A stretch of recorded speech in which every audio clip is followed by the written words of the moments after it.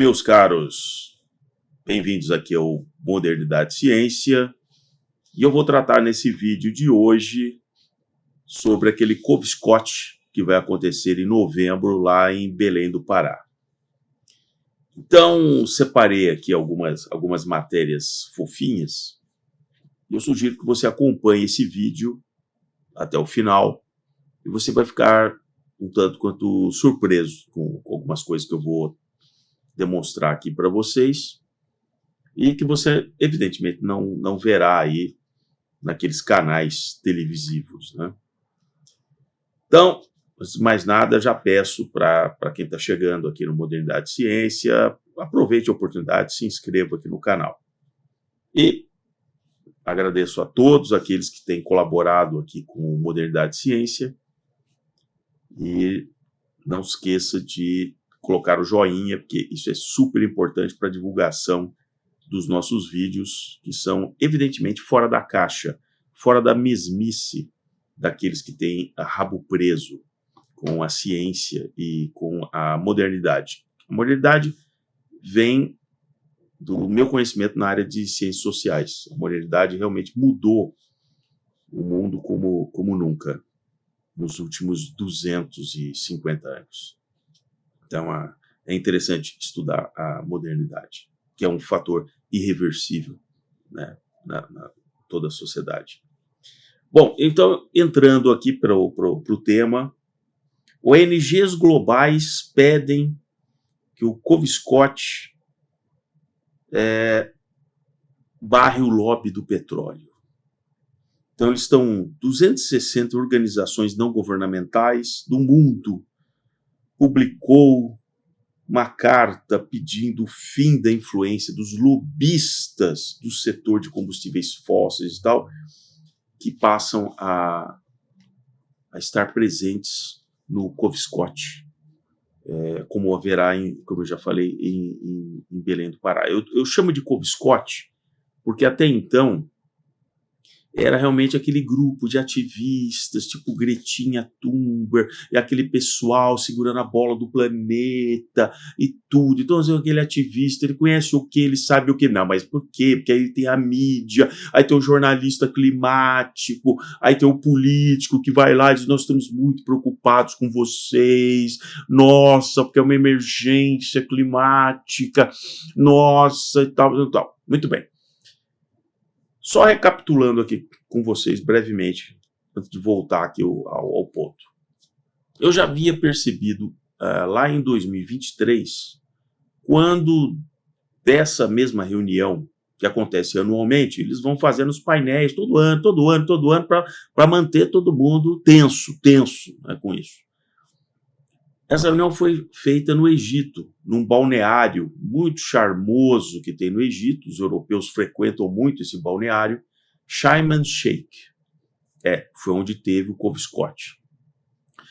E o local, o balneário, ele é tão assim pequeno para um tamanho desse tipo de convenção, que os jatos, interessante, todas as autoridades, todos os ativistas importantes, eles vão para os jatinhos executivos, queimando querosene de aviação e tal, e defendendo a bandeira, né, do CO2, de não sei o que e tal, mas eles vão de jatinhos executivos. Não havia espaço para hangaragem, estacionamento dos jatinhos em Sharm el-Sheikh. Então eles deixavam o ativista, o político, né, o cientista que ia lá para palestrar, e iam para o Cairo, ficaram estacionados no Cairo. Quando depois eles iam se retirar, ele saía do Cairo, ia vazio até Sharm el-Sheikh e depois levava a pessoa para o seu destino final. Uma pantomima total, né? No ano seguinte, 2024, foi no Azerbaijão. Tanto em 23 como em 24, eu já havia notado que os grandes grupos que lidam com óleo, gás no mundo, os grandes grupos como Chevron, ExxonMobil, Shell e tal, montaram painéis e foram até esse Covscot apresentando os argumentos dele e levaram uma série de pesquisadores, cientistas e argumentadores questionando muito dos números que eram apresentados e tal. Então eu já havia percebido que havia uma mudança de postura. Em vez de você ficar só na mão de ativista, que não estuda nada, não é físico, não é geofísico, não é climatologista, não é nada, mas ele é um ativista que vai lá para ficar fazendo toda aquela coisa, né, pintando o rostinho, fingindo assim, de bichinho que está morrendo, aquela coisa toda. Para minha surpresa, né, agora que o COVSCOT será em Belém do Pará, em novembro, essas ONGs emitiram uma carta onde eles não querem a presença desse pessoal, porque eles dizem que são lobistas. Eles são lobistas. Quando era o cientista pago por esse pessoal, né, de muitas universidades, porque ele depende da verbinha para continuar pesquisando e tal. Quando vai lá e fala tudo aquilo, era um encontro onde não tinha contraponto. E na ciência você tem que ter confrontação. A ciência evoluiu porque nada é a verdade absoluta final. Não tem consenso na ciência. Isso é balela, a mídia fica criando. Há um consenso climático. Não tem consenso climático nenhum, meu filho. Você tem um bando de cientistas comprados, com o rabo preso, que estão com dinheiro das universidades. Se ele não fizer o que os caras mandam, eles cortam a verbinha dele, diferente de cientistas que não têm o rabo preso. Quando eu já citei aqui no canal que lá atrás, 15 anos atrás, praticamente, mais de 1000 climatologistas escreveram uma carta contra o IPCC, que é o painel governamental, não é científico. O IPCC apenas reúne cientistas comprados com dinheiro, comprados, porque a pesquisa dele, ele é chantageado. Então ele separa aquelas pesquisas que são interessantes para um painel político que é o IPCC. É só você pesquisar. Não seja preguiçoso, cara. Não, simplesmente não acredite que você vê na televisão. Você vai acreditar o que aquele cara famosinho, aquele jornalista falando na televisão. Não seja preguiçoso, vá pesquisar de tudo que eu estou falando. Existem dados, existem registros, tem todos os documentos e coisas assim. E não é uma minoria que está ali simplesmente para acreditar. Simplesmente porque eles são sabotados. Eu nunca vejo de uma maneira que é uma desonestidade intelectual enorme na grande mídia, você chamar alguém para fazer um contraponto quando um babaca desse que ganha, né, simplesmente para criar uma crise climática, porque nós não tem um cara fazendo contraponto. É todo o pessoalzinho amestrado junto, da mesma universidade, o amigo, não sei o que e tal. Os caras não têm coragem de chamar as pessoas que têm argumentos, e a ciência é feita de argumento contra argumento, até que você vá filtrando tudo. Eles não têm coragem. Você nunca vê na grande mídia alguém realmente sendo chamado para fazer. Faça um contraponto. Quais são os seus argumentos? Eles preferem chamar essas pessoas de negacionistas. É um rótulo muito bacana, né? Que é os trouxas ficam repetindo, é negacionista, é negacionista. Não, ouça o argumento dessa pessoa. Ele está trazendo dados. Mas é negacionista, é negacionista. Ele não negou. Ele apresentou contra-argumentos, certo? Muito bem. Então, as ONGs, quanto que essas ONGs recebem? Quem paga essas ONGs? Quem paga?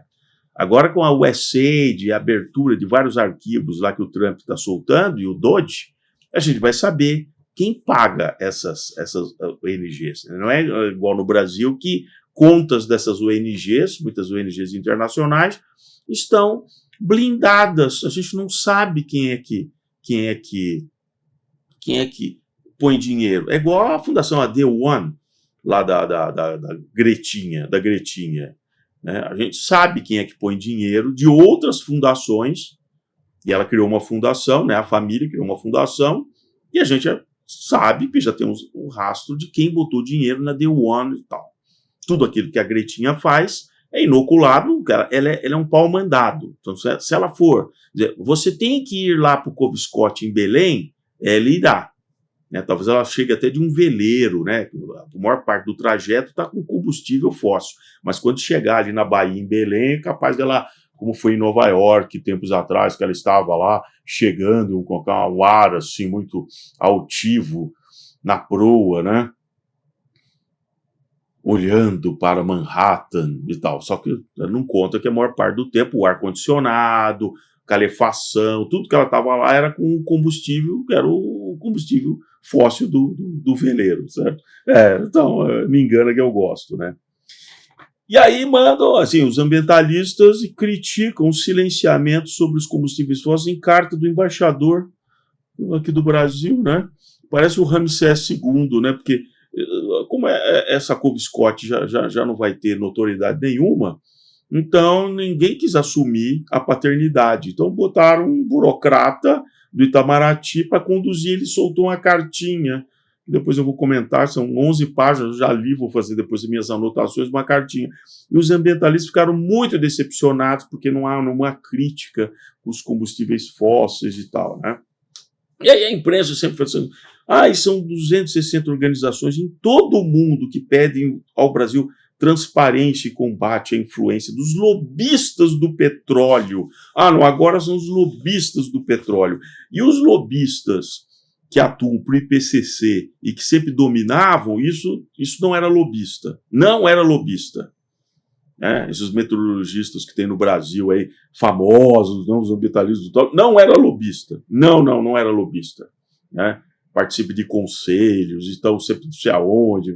Não era lobista. Agora, quando as empresas de petróleo, elas se aproximam e falam assim, eu vou apresentar o meu argumento. Você quer ver um argumento? É inviável você achar que vai deixar de usar o petróleo a partir de 2035. Esqueça. Em 10 anos. Esqueça. O mundo consome hoje, no mínimo, 100 milhões, a estimativa é 100 milhões de barris de petróleo por dia. 100 milhões de barris de petróleo por dia. Chegando a um pico, muitas vezes, que já chegou a 110. Então, eu gostaria de pegar um desses ambientalistas, colocasse no papel, em vez de ficar falando besteira, como é que você substitui a quantidade de energia existente em 100 milhões de barris de petróleo por dia com outras fontes de energia? Como você vai fazer isso? Como? Me faça a conta. Me apresente a conta. Quanto de energia é gerado em 100 milhões de barris de petróleo por dia e da onde vem a substituição dessa quantidade de energia diária que você propõe? Da onde vem? Você acha que vem do sol, da fotovoltaica? Você acha que vem da eólica? Da onde você acha que vem? Você não vai conseguir. Você não vai conseguir mostrar esse número. Por isso que fica a questão lúdica. Não, é um problema, 1,5 graus, que vai o aquecimento, é muito preocupante, temos que reduzir isso, tem que reduzir o consumo. Mas nenhum daqueles que apresentam essa ideia idiota de reduzir o consumo apresenta como é que é o substitutivo. Então, você pegar a China, né, aumentando a capacidade de geração eólica, fotovoltaica na China, só que eles também estão crescendo o uso do carvão, como em outros lugares. Até a Alemanha aumentou o uso do carvão depois que foi cortado o gás russo. Então, para com essa balela, cara. Indonésia, a Austrália está aumentando a produção de gás, cara. Para com isso. Você acha que o Canadá vai parar de tirar petróleo, porque ele também tem petróleo? Esquece, cara. Esquece. Mas isso é realmente para o Brasil, que não tem absolutamente problema de energético nenhum, agora nós passamos a ter. Porque realmente todos os ativistas agora vão meter o bedelho lá no Couve Scott em novembro, sendo que, como eu já comentei em outros momentos, só para terminar, lembrando que, para quem chegou agora no Modernidade e Ciência, se inscreva no canal, você vai ouvir vídeos muito interessantes aqui. Belém do Pará é a cidade, a capital do Brasil, capital, com o maior número de favelados do Brasil. 60% da população é favelada. Vive sem esgoto.